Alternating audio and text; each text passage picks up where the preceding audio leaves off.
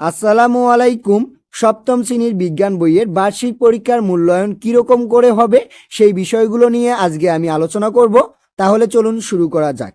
আর বিজ্ঞান বিষয়ের ওপর প্রশ্ন কিভাবে হবে সেই বিষয়গুলো নিয়ে এখন আমি আলোচনা করব। শিক্ষণকালীন মূল্যায়ন, যা প্রতিটি বইয়ের ক্ষেত্রে কিন্তু একই, আমি বাংলা বইটিতে ভালো করে বলে দিয়েছি, তোমরা বাংলা বইয়ের মূল্যায়নের নির্দেশিকাটা দেখে নিবা। এরপরে সামষ্টিক মূল্যায়ন। সামষ্টিক মূল্যায়নের এখানে 75 নম্বরের পরীক্ষা, মানে 75 নম্বর মানে 70 নম্বর থাকবে কিন্তু বরাদ্দ, আর পরীক্ষা হবে 100 নম্বরের। আর সেই 100 নম্বরকে কি করা হবে, 70 নম্বরে রূপান্তর করে তোমাদেরকে প্রাপ্ত নম্বর প্রদান করা হবে। এখন এখানে কোন কোন অভিজ্ঞতাগুলো পড়তে হবে বা কোন কোন বিষয়গুলো তোমাদেরকে বার্ষিক পরীক্ষার জন্য পড়তে হবে সেই বিষয়গুলো আমি এখন উল্লেখ করতেছি। এখানে ক্রমিক নং 1 2 3 4 5 6 7 আর অভিজ্ঞতার নাম, এটা হচ্ছে অনুশীলন বইয়ের ক্ষেত্রে অভিজ্ঞতার নাম হচ্ছে ফসলের ডাক, পদার্থের সুলুক সন্ধান, কোষ পরিভ্রমণ, সূর্যলোকে রান্না, অদৃশ্য প্রতিবেশী, পানির সাথে বন্ধুতা, তারপর হচ্ছে ডাইনোসরের ফসিলের খোঁজে। আর এদিকে সংশ্লিষ্ট বিষয়বস্তু অনুসন্ধানী পাঠ, মানে এই বিষয়গুলোর ওপর অনুসন্ধানী পাঠে যে পড়াগুলো রয়েছে এই পড়াগুলো পড়তে হবে। এখানে কিন্তু নির্দেশনাগুলো দেওয়া আছে, তোমরা এগুলো লিখে নিবা ভিডিওটি আটকিয়ে। এরপরে মূল্যায়ন কাঠামো 30% আর সামষ্টিক মূল্যায়ন হচ্ছে 70%। আর পড়ার মানবন্টন প্রতিটার ক্ষেত্রে একই, আইটেমের নাম, এই যে শিক্ষণকালীন মূল্যায়ন 30 নম্বর কিভাবে প্রদান করবে এই কাজগুলোর ওপর 30 নম্বর কিন্তু প্রদান করবে। এরপরে পরীক্ষার ধারা বা প্রশ্নের ধারা বা মানবন্টন। এখানে দেখো প্রথমে নৈবেত্তিক প্রশ্ন, সংক্ষিপ্ত প্রশ্ন, রচনামূলক প্রশ্ন। রচনামূলক প্রশ্ন প্রতিটি 2টি অংশের হতে পারে। এরপরে এই যে বিষয়গুলো রয়েছে এই বিষয়গুলো পড়বা। এখন আমি একটি নমুনা প্রশ্ন তোমাদের সামনে উপস্থাপন করব, তাহলে চলো নমুনা প্রশ্নটিতে যাওয়া যাক। তাহলে নমুনা প্রশ্নের এখানে প্রথমেই দেখো বিষয় হচ্ছে বিজ্ঞান। এটা কিন্তু হুবহু তোমাদের বার্ষিক পরীক্ষায় আসবে না, এরকমই একটি কি আসবে, কোশ্চেন আসবে তোমাদের বার্ষিক পরীক্ষার জন্য। তাহলে প্রথমেই থাকবে নৈবেত্তিক প্রশ্ন 25টির জন্য 1 নম্বর করে, তাহলে 25 নম্বর। আর এর মধ্যে 2টা অংশ, একটা বহু নির্বাচনী আর একটা হচ্ছে এক অল্প কথায় উত্তর বা এক কথায় উত্তর। তাহলে বহু নির্বাচনী প্রথম প্রশ্ন 15টি হচ্ছে, জীব বৈচিত্র্য পরিমাপ করতে নিচের কোনটি বিবেচনা করতে হয়? জিনগত বৈশিষ্ট্য। এরপরে এখানে দেখো প্রাণীকোষের এ চিহ্নিত অঙ্গাণুটির নাম কি? দেখো এ চিহ্নিত এই অংশটা, এটার নাম হচ্ছে নিউক্লিয়াস, এই যে নিউক্লিয়াস।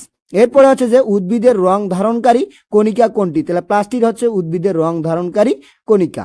এরপরে হচ্ছে যে কোনটি থেকে পেনিসিলিন তৈরি করা হয়? তাহলে শৈবাল থেকে পেনিসিলিন তৈরি করা হয়। এরপরে দেখো 5 লৌহের প্রতীক কোনটি? তাহলে Fe হচ্ছে লৌহের প্রতীক।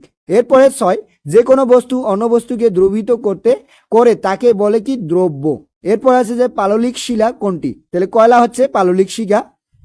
এরপরে ক্ষমতার একক কি? ক্ষমতার একক হচ্ছে ওয়াট। তাপমাত্রার কোন একক বেশিরভাগ দেশেই ব্যবহৃত হয়? সেলসিয়াস বেশিরভাগ দেশেই ব্যবহৃত হয়। পদার্থের মৌলিক কণিকা নয় কোনটি? নিউক্লিয়াস হচ্ছে পদার্থের মৌলিক কণিকা নয়। এরপরে এখানে দেখো বায়ুমণ্ডলের কোন গ্যাস গ্রিন হাউস সৃষ্টিতে বেশি ভূমিকা পালন করে? Sulphur die oxide. 2 এর অধিক মৌলের সমন্বয়ে গঠিত যৌগ কোনটি? তাহলে সোডা হচ্ছে উত্তর। তারপর হচ্ছে যে কোষের শক্তিঘর কোনটি? তাহলে মাইটোকন্ড্রিয়া। এরপরে কোনটি দুধকে দধিতে পরিণত করে? শৈবাল। এরপরে ব্যাটারিতে রাসায়নিক শক্তি কোন শক্তিতে রূপান্তরিত হয়? বিদ্যুৎ শক্তিতে রূপান্তরিত হয়। এটা ছিল কি, এই যে 15টি হচ্ছে বহু নির্বাচনী প্রশ্ন। এরপরে এক কথায় উত্তর। এক কথায় উত্তর কিভাবে করতে হবে, উত্তর কিন্তু আমি পাশে উল্লেখ করে দিয়েছি। দেখো দুধ কোন ধরনের প্রকৃতির মিশ্রণ? তাহলে হচ্ছে উত্তর হচ্ছে যে কল-এট। তারপরে হচ্ছে যে 2 বিশেষ অবস্থায় যে সব পদার্থ বিদ্যুৎ পরিবহন করে তাকে কি বলে? তাকে অর্ধপরিবাহী বলে। কাপড় ধোয়ার সোডা বৈজ্ঞানিক নাম কি? তাহলে সোডিয়াম হাইড্রো অক্সাইড। এরপর আছে কৃষ্ণচূড়া ফুলে কোন প্লাস্টিড থাকে? তাহলে ক্রোমোপ্লাস্ট। তারপর হচ্ছে ব্যাকটেরিয়া কোষকে কি কোষ বলে? তাহলে এখানে আদি কোষ বলে। নাম্বার 6 মানুষের আমাশয় রোগের জীবাণুর নাম কি? তাহলে হচ্ছে যে অ্যান্টামিবা। তারপর হচ্ছে যে কোন শৈবাল পৃথিবীতে সবচেয়ে বেশি পাওয়া যায়? এখানে আছে যে অগ্নেয় শিলা বেশি পাওয়া যায়। তারপর পৃথিবীর অভ্যন্তরীণ গঠনের মাঝের স্তরের নাম কি? তাহলে ম্যানটল। তারপর আছে যে মার্বেল কোন ধরনের শিলা? রূপান্তরিত শিলা। কাজের একক কি? জুল। এগুলো হচ্ছে এক কথায় উত্তর, মানে একটা কথায় উত্তর করতে হবে কিন্তু। এরপরে খ খ বিভাগ হচ্ছে সংক্ষিপ্ত প্রশ্ন 10টি। কয়টি থাকবে? 10টি থাকবে। এই 10টি প্রশ্ন এখানে রয়েছে, কিন্তু 10টি প্রশ্নের জন্য 20 নম্বর বরাদ্দ, মানে একটি প্রশ্নের জন্য 2 নম্বর করে। এগুলো তোমরা ভিডিওটি আটকিয়ে লিখে নিবা, আমি এগুলো আর পড়তেছি না। এরপরে গ বিভাগ। গ বিভাগ রচনামূলক প্রশ্ন, এটা হচ্ছে প্রেক্ষাপটবিহীন। এখানে 5টি প্রশ্ন দেওয়া থাকবে, 3টি প্রশ্নের উত্তর করতে হবে। এখানে দেখো 3টি প্রশ্ন কিন্তু উল্লেখ করা হয়েছে, এগুলো প্রশ্ন লিখে তোমরা উত্তর করার চেষ্টা করবা। আর এখানে দেখো বাকি 2টি প্রশ্ন, মানে এই যে 5টি প্রশ্ন রয়েছে, এই 5টি প্রশ্নের 3টির উত্তর করতে হবে, আর প্রতিটার জন্য 5 নম্বর করে বরাদ্দ। এরপরে ঘ বিভাগ রচনামূলক প্রেক্ষাপট নির্ভর, যে কোনো 5টি। এখানে উদ্দীপক দেওয়া থাকবে, ছবি দেওয়া থাকবে, এগুলোর উপর ভিত্তি করে 2টি অথবা 3টি প্রশ্ন দেওয়া থাকতে পারে, এই প্রশ্নগুলোর উত্তর করতে হবে।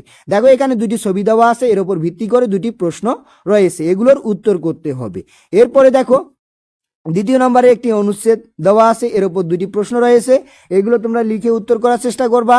এরপরে দেখো 3 নম্বরের একটি উদ্দীপক দেওয়া আছে এবং এর নিচে 2টি প্রশ্ন রয়েছে। এরপরে আসি অপর পৃষ্ঠায়, দেখো এখানে 4 নম্বর।